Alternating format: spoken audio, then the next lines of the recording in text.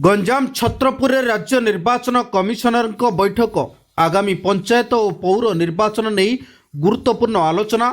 Booth पुनर्गठन ballot box संवेदनशील booth चिन्हट एवं भोटर तालिका नहीं बैठक कर राज्य निर्वाचन कमिशनर मधुसूदन पाढ़ी। आमर पंचायत एवं पौर निर्वाचन आगामी वर्ष प्रथम भाग में हबार अच्छी तेणु आमर प्रिपेरेसन डिविजन स्तर में जिलापाल कॉन्फ्रेंस करूँ एवं संबलपुर रे आम 13 तारिख रे करथिलु कटक रे 17 तारिख आज एठी ये दक्षिणांचल राजस्व कमिशनर को अंडर 8टी जिलार जिलापाल डीएम सब collector DPO deputy collector GNM इत्यादि समस्ते आसीथिले एवं तांकर कौन कौन दायित्व अच्छी एवं से आगामी वर्ष भितर कौन कौन आम कर इलेक्ट्रोल रोल ठार आरंभ कर ballot box ballot paper booth रो वेरिफिकेशन टेम्पररी बूथ को बंद करवा इत्यादि इत्यादि से विषय आलोचना है एवं तांकर असुविधा जो प्रीवियस पूर्व इलेक्शन मानक जहाँ असुविधा था से विषय भी आलोचना है ताकि दूर करा जाय परबो से भीतर भी आलोचना कर तेणु विशेषकर एटा समस्त गोटे जनइबा जे आम निर्वाचन ये जाऊे टे सजग रहा जहाँ जहाँ कम अच्छी टाइम लाइन भीतर समाप्त कर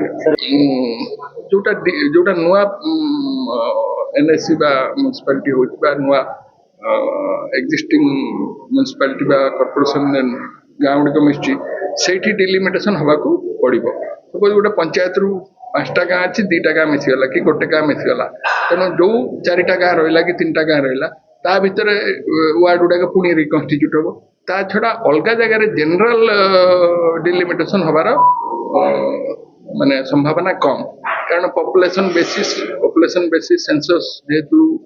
11 मसीह से अनुसार 17 मसीह डिलिमिटेशन हो जाइए आउ नुआ हबार संभावना कम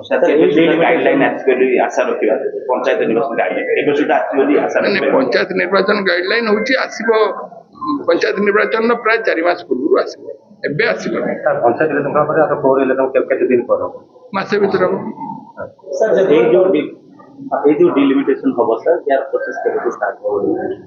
नहीं जो डिलिमिटेशन जोटा नुआ जोटा एनएससी होती से गुड़िक तो ये इमिडिएटली आरंभ करा पड़ो कारण आमर जो इलेक्ट्रल रोल बा वोटर लिस्ट तैयारी हम तार प्रक्रिया हूँ प्राय 45 दिन आ भोट प्रक्रिया प्राय 35 दिन तेणु से अनुसार बैक कैलकुलेट करके आम हिसाब रे मार्च मास शेष सुधा एगुड़िक सरिबा दरकार डिलिमिटेशन। छत्रपुर प्रशांत कुमार महाराण रिपोर्ट तेज ओडिशा।